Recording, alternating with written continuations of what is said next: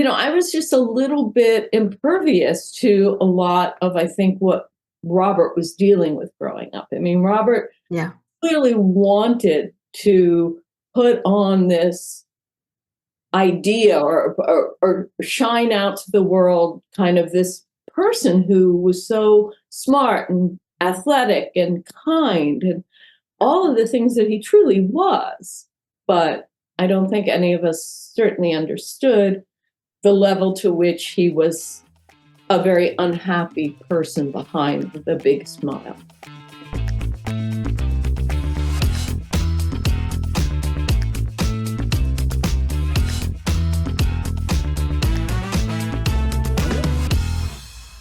You're listening to AudioLife, the podcast where we tell your story in your words. I'm your host today, Carrie Purcell, and today we're going to speak with Susan Kellam, who's recently published her memoir, Brilliant Disguise. So those of us joining on YouTube, you'll be able to see the book cover. For the rest of you, we'll have a link in the show notes. I can tell you it's poetic. It's vivid, it's honest, it's moving. Reviews of the book call it a double helix of a memoir that intertwines a life in the rock and roll hothouse of the late 70s New York with a deeply personal account of a tragic sibling. Brilliant Disguise is a moving portrait of innocence and experience. Another review says, Brilliant Disguise does what every good memoir should. It shows how our personal journeys help shape the world around us, while that world, in turn, helps shape the direction of our lives. The story, set against the fascinating soundscape of New York's rock music scene in the 1970s, is honest and profound. Susan, thank you for joining us today. Well, thank you for having me. Now, Susan, when your book starts, you're very young, and it's at a very important time that framed a lot of your brother's life, but also yours and your mother's. And we'll talk about this. But to start, I want to go back just a little bit further and ask you, at the very beginning, where were you born? And is there a story behind your name? Yes, actually there is. Okay, I was born in Baltimore. I am second generation American. My grandparents emigrated to this country. Both sides are Jewish. My mother's family came from Ukraine. My father's family came from Lithuania. And when my father's family arrived, so they would have, because it was during the bad pandemic in around 1919, so they went down the eastern shore of Virginia. So they would have arrived in New York and probably gone to Baltimore, but then decided to get out of any city. So they went down to the eastern shore of Virginia to a town called Sheraton. And I did go back there. I did a big article for the Baltimore Sun magazine looking for my family roots. And what I found was how many people down there had the name Kellam. So what happened, since they were so new to America, they would have taken the name in this area that they had relocated. Interesting. Very interesting. Wow. Okay. So do you have any knowledge of what their name would have been before that? Do we have that? Betty Gold. Betty Gold was a name. My grandmother and my grandfather were actually related. And I'm not sure they both had the name Betty Gold, but that would have been, and there were certainly members of the family that did keep that name. Wow, there's always just so much. There's always an answer to that. What's the story behind your name? And it tells so much about families and lives and identities and that period of time and what led them to where they are and where they ended up and why they adopted that name. So it's so interesting. So okay, from here I want to. So that's where you were born, kind of where your name came from. When the book starts, you're still very young. You're telling a story that is, again, really integral. For the book, so in Brilliant Disguise, the story that you're telling, this where you started is very integral to how you view everything that came after that, how it had an impact on your brother's life, how it impacted you, your mother's life going forward, and certainly we'll talk about your father as well. So where the book starts, your parents are your dad's leaving. Your parents are going to get a divorce, which at the time is very unusual. You're hearing in the background that your father's done something terrible, but you don't know what it is. you're young and you say retrospectively that you are aware that your older brother is probably internalizing more of what's being said than you might have at the time. And again, it's pivotal in your life and how it changed your family, where you lived, your dynamics, but also seems to have had a deep-rooted effect on your brother Robert. Mm-hmm. So tell us about that experience from what you remember and how you see it today. Yeah, it kind of surprises me in a way that I do still have some memories of it. I mean, I remember, as I explained in the book, since I was only 3, I was given this Weather Girl kit to play with. Yes. You know, these vinyl, Yes. probably way before your time. I'm not sure anything like that still exists anymore. But I remember it vividly. What took me many years to understand, certainly, was the fact that my father was a Baltimore lawyer. But of course, he had grown up in this town of Cheriton. He was quite an intelligent man. I mean, he had gone to University of Virginia and then left for the war. So he did undergraduate, I guess, in just a few years, and became a officer in the Navy. And when he came back, and he met my mother, and then they went back and he got his law degree from the University of Virginia. But what happened was, he married a woman that was from a fairly wealthy family in Baltimore. My maternal grandfather ran a soda bottling company.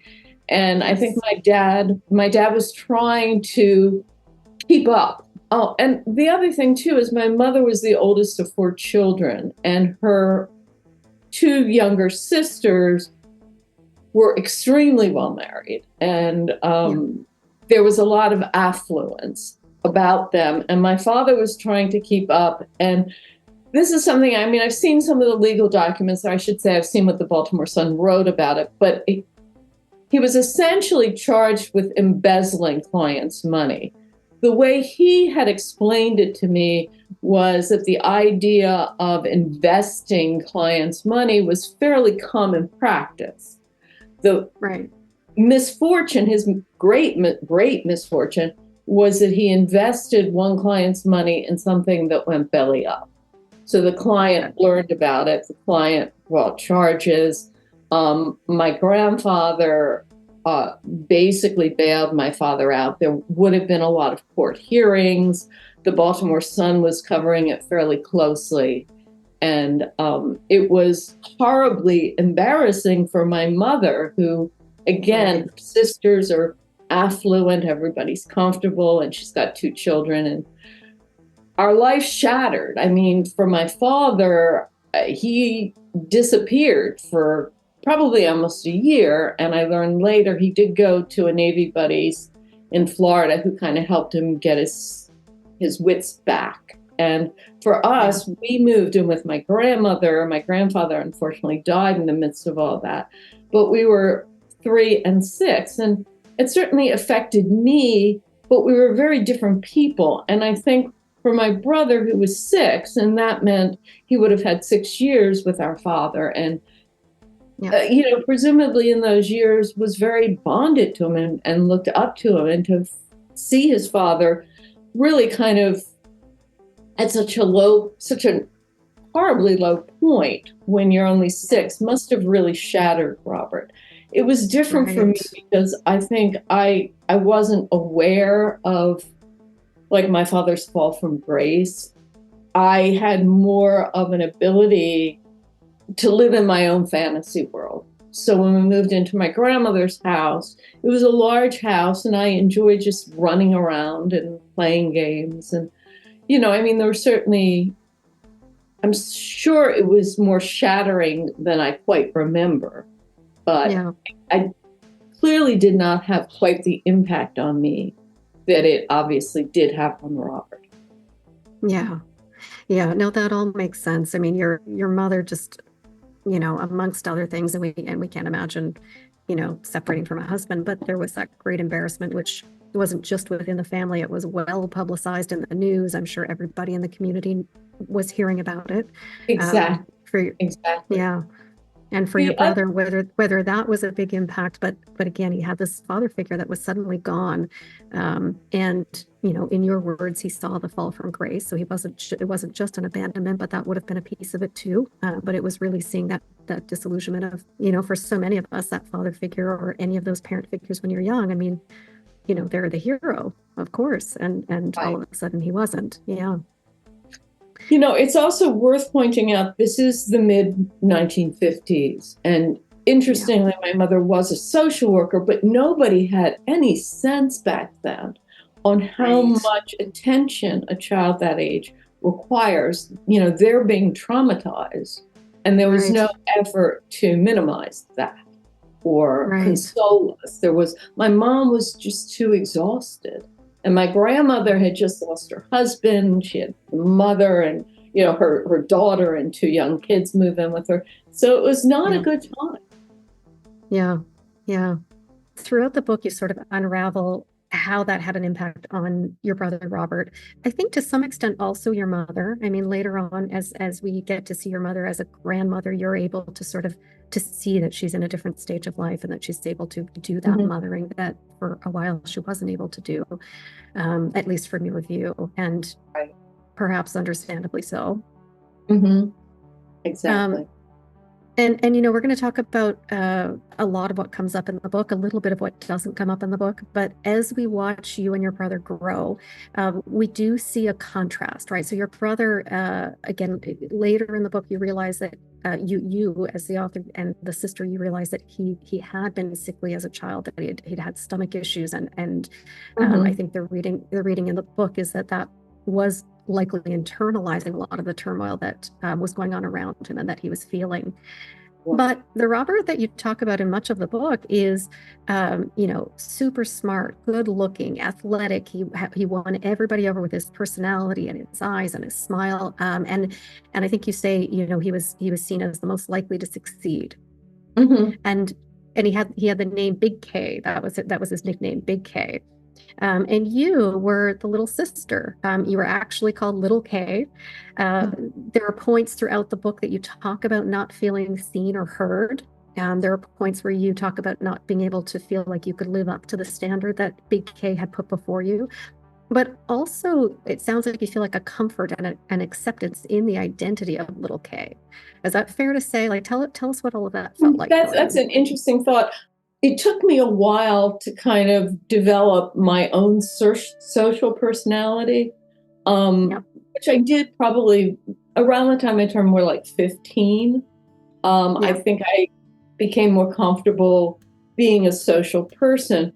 But I think a lot of my childhood, I certainly had friends, but it was all games and make-believe. And I would have had in both elementary and high school really do very, very well in school. I tended to kind of do well at what interested me. If the subject didn't interest me, I didn't do well, which was quite frustrating to teachers and to my mother.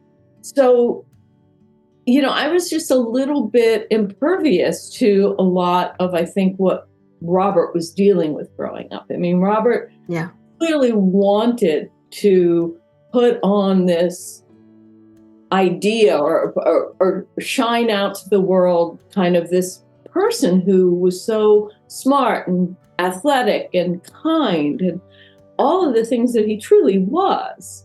But I don't think any of us certainly understood the level to which he was a very unhappy person behind the big smile. Yeah. And it comes through. You do start to unravel these clues where you can go back and put together maybe some evidence of that. The title of your book, which I think we'll talk about later on as well, That Brilliant Disguise, really, it may have more meaning and you'll let us know, but, it really, really talks about how nobody would have guessed it with Robert, right? He really did put on that disguise. You do talk about at points that there was no evidence of him ever being down. And then, of course, some evidence of just behaviors that wouldn't have been expected, right? The drop out of university. Then when he went back to university, he left with just a few credits to graduate, breaking up with his long-term girlfriend, which it didn't seem to have an explanation for. Later on, the incident at your Uncle Marty's shirt factory where he was selling on the side.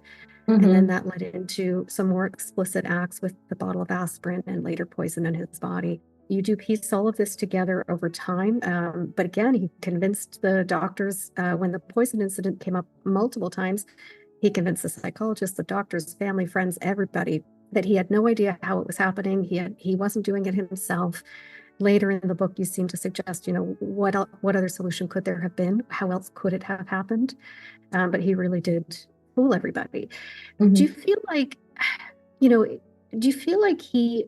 was he trying to protect you? Who was he hiding from? Do you have a sense of what was going on there?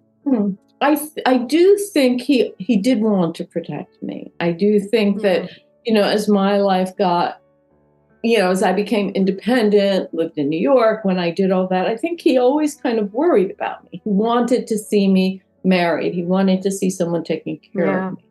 Whereas I was just very happy having this wild and crazy life. We'll get into it too. He did get married reasonably young, and had beautiful children.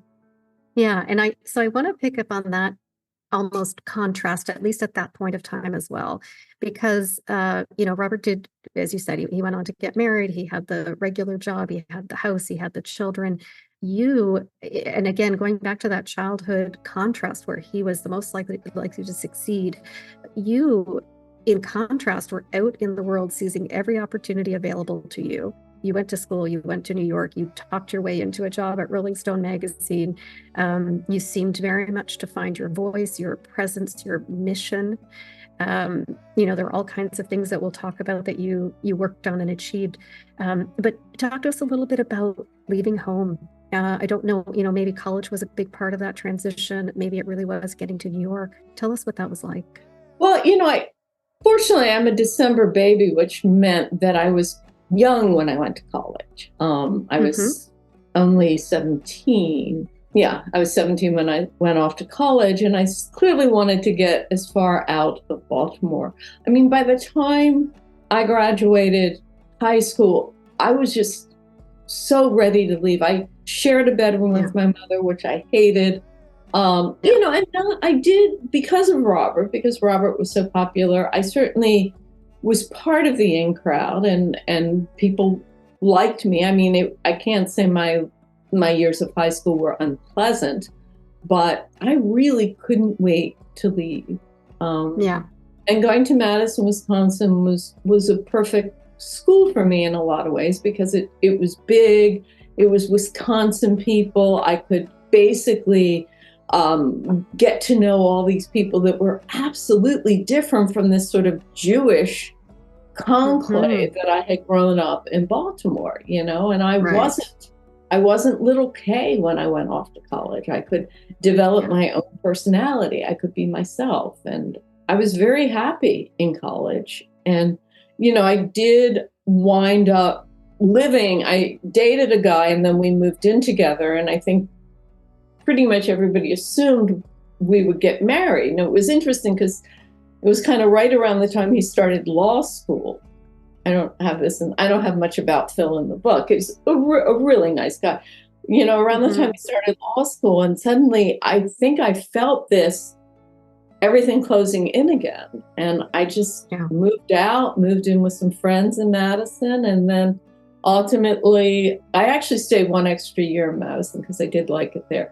But then I just went off to Europe for 5 months and had a wonderful time. And then I just thought, I'm going to land back in New York City, and I'm not going anywhere. I am staying here. Right. Yeah. So you really went out and spread your wings. And I think, throughout the book, you do talk about how the experiences in going around Europe helped to inform kind of growing into a young person in New York, and having that experience, having that perspective, having some habits that you brought back with you. So it really sounds like you took every opportunity in front of you, and started to discover what the world was about and maybe who you were in that world. Yeah. And now for a word from our sponsors. Ready to share your stories and life philosophy? Or capture those of a parent or grandparent? Or maybe a corporate package is right for you to build connection across your workforce and add value to your clients. Visit audiolife.io today to learn more.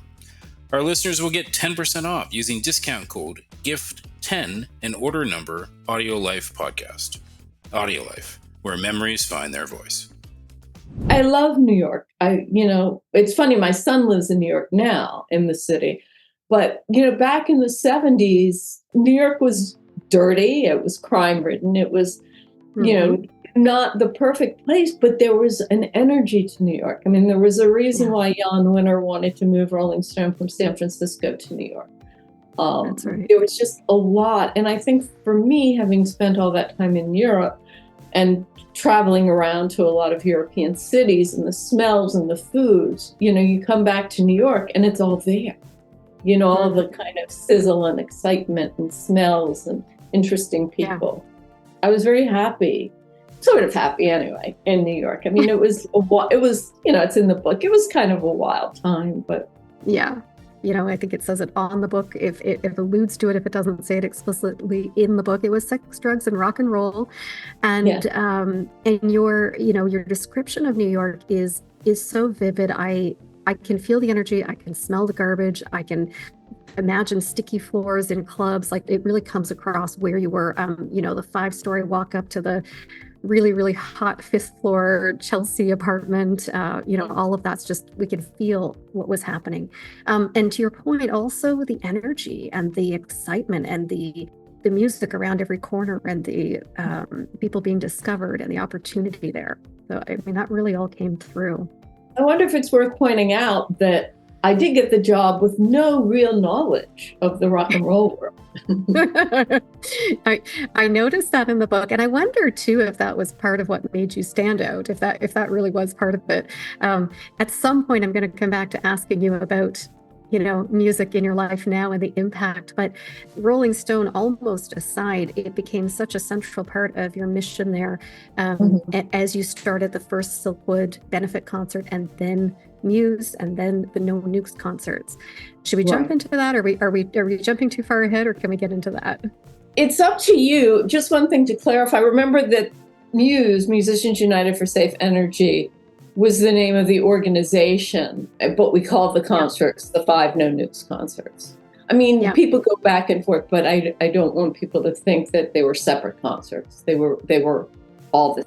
Yes, but before the big 5 No Nukes concerts at Madison Square Garden, there was a smaller benefit, which was actually supposed to be a cocktail party. There's a bit of a story behind that, because it was supposed to be it was touted as a Rolling Stone sponsored cocktail party. But tell us about how that came about.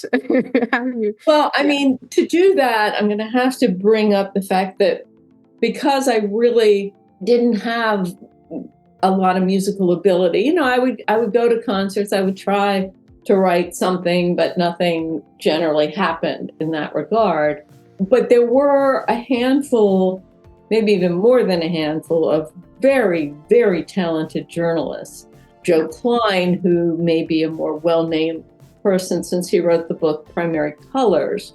But Joe really, I'm not going to say he took me under his wing. I mean, he was very happy that he could tell me to do something and I would do it. So I helped Joe quite a bit.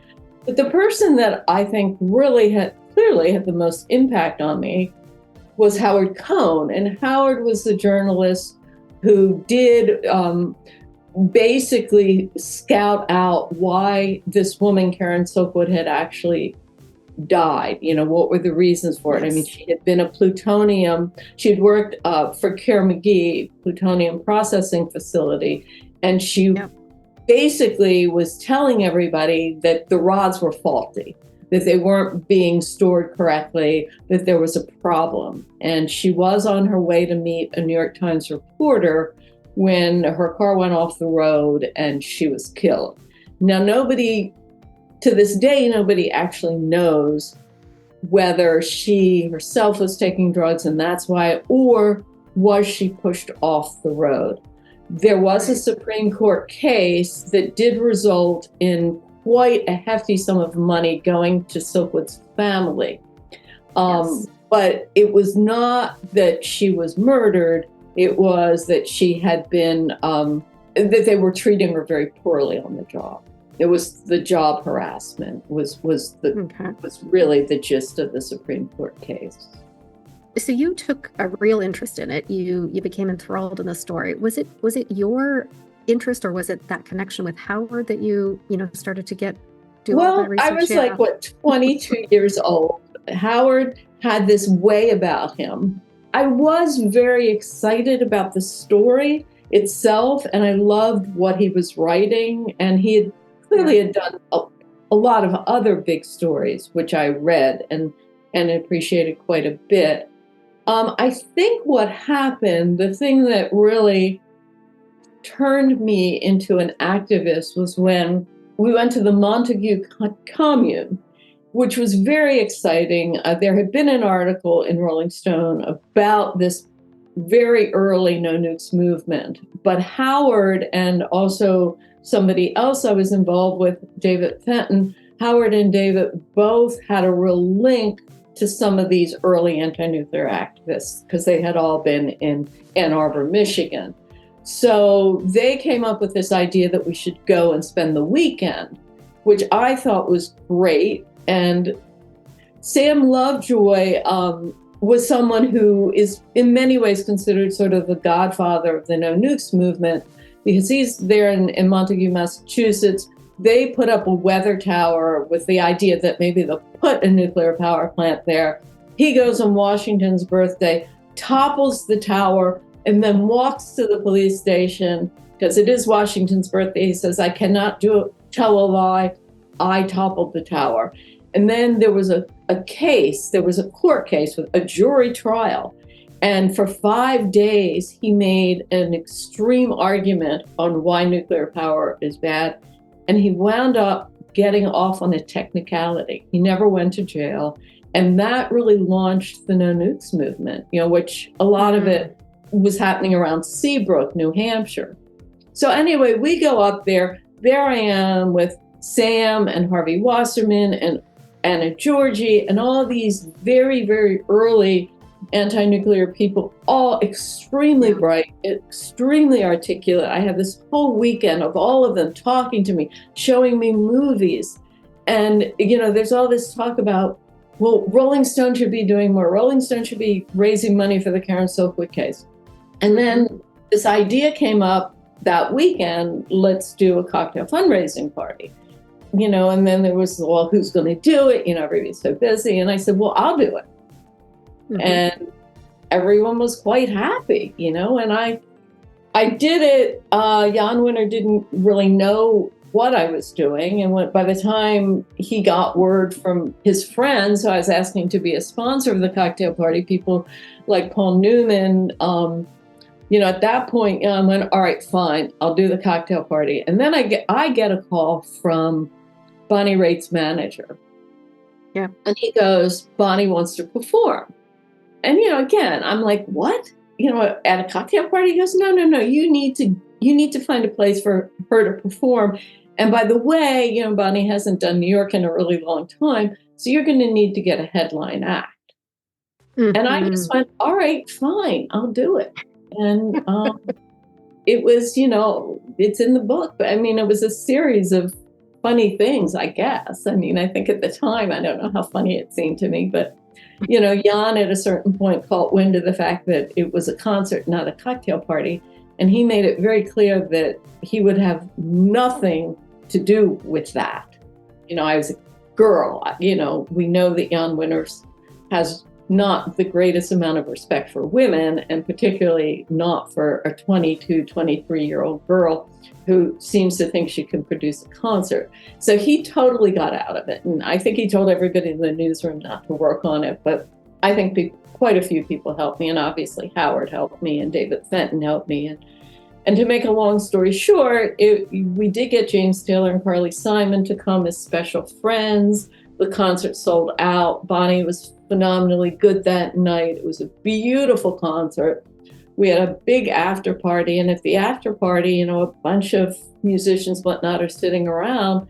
an activist, clearly. And someone said, well, we got to do Madison Square Garden next. And the rest is history. And that was the idea. That was the idea that sparked everything. You asked to be fired at Rolling Stone. You went to Iris, I believe, and said, you're going to have to, you're going to have to let me go. But I had to collect unemployment. And of course. I couldn't have collected unemployment if I wasn't fired. So. Right. And you both found cause because you weren't supposed to be working on this concert, and you were. So that was a good enough reason. And then, so it's at that time that Muse is founded, is created. Is that right? Or is this still happening? Right. Well, it was very close. The Sokol concert was in May 1978. And then the Muse concerts were September 1979. So they were really only a year and a half apart. So I guess we got a move on it fairly quickly. Right. We went from finishing up one and then planning the other. And of course, then 3 Mile Island happened in March of 79, which only made our organizing that much more urgent and dramatic. And we brought in so many musicians. Yeah. So, I mean, for people who haven't heard this part of the story yet, haven't read this part of the story yet, so this is all leading up to 5 days of concerts at Madison Square Gardens with rotating headliners and tons of other musicians. And we're talking people like Springsteen, we're talking Crosby, Stills and Nash, we're talking the Doobie Brothers, you already mentioned Bonnie Raitt, I'm sure many others were there. And there was a discussion about this in the book as well, where this was a grassroots activist movement that turned into a full-blown production, not just 5 giant concerts, but albums, feature film. So a lot got blown much further out of proportion than was planned, including the team, including the budget, including those final goals. Before I move on, do you want to speak to that a little bit? I sent an advance review copy, actually, to both Sam Lovejoy and Harvey Wasserman. And both of them were very, very comfortable with what I'd written. But they really actually liked the book quite a bit. Both of them, it got them both talking to me about it. It raised a lot of things, I think, that none of us have really thought about, except for when I was writing the book. But I think it was Harvey, who we call Sluggo. I think he still goes by the name Sluggo. I think it was him, because I've had long phone conversations with both of them since the book. And I think he's just said, well, we were just so young. I mean, we just didn't know what we were doing. And I try to be very, very careful in the book, because it was not always a pretty situation. People didn't always act in a way you would want people to act when it's a pressure cooker environment. We're putting on all these concerts. We created 2 organizations. One was Musicians United for Safe Energy, the production board, and that was mostly the musicians. And then Muse Foundation, which was set up to give away the money. And it was decided early on, well, we'll make Susan in charge of the foundation because we don't really want her working with the musicians. And, Bonnie Raitt was on the foundation board, John Hall was on the foundation board, but we also brought in a lot of Washington political types. We brought in quite a few Native Americans. So the board we had people like Tom Hayden, who was an activist in California, married to Jane Fonda. So it was quite a elaborate foundation board. And these were not mild-mannered people, nor were the musicians. So everybody kind of had ideas and strong ideas. And none of us, even the musicians, a lot of them were in their 20s then. And certainly most of the people, Tom Hayden was probably one of the older people. We were all really young, and everybody was passionate. And there were things the musicians really wanted to do this feature film, and the foundation board really didn't want them to. And who had power? And it was a very crazy time. And somehow it all came together. The concerts came together. The albums were released. The feature film was released. I know there was from the foundation perspective, it took a lot of money from the cause and didn't have the success that would have been hoped for. And you were on that foundation side, looking at grants, looking at grassroots projects, looking at the impact that relatively small amounts of money could have had. And you did still have success with that. I believe in the book you say that there was about 250,000 that was still distributed. One thing I've learned since I've done the book, since I've been in touch with Sam was actually the president of Muse, and he was so when everybody else disbanded and moved on with their lives and their careers, Sam, who was no longer living on the commune in Western Massachusetts, kind of set up shop in New York City. And he did apparently manage. So Warner Brothers dropped the film after it had only been in theaters for a week. And Sam's feeling is it was right after Reagan was elected. The country was really shifting to the right. And Warner Brothers really didn't have any interest in publicizing the film. So the film lost a lot of money. And it turned out that the record album, which had gone gold, all that money went into the film. And of course, we lost all of that money. But we somehow managed to scrape together some to send out. But what Sam did was he was able to sell some of the concert footage to like European companies. So he, I guess, managed to raise another 150,000. And he, the apparatus of the foundation was still there. So he was able to look up where to send the money and how to send the money.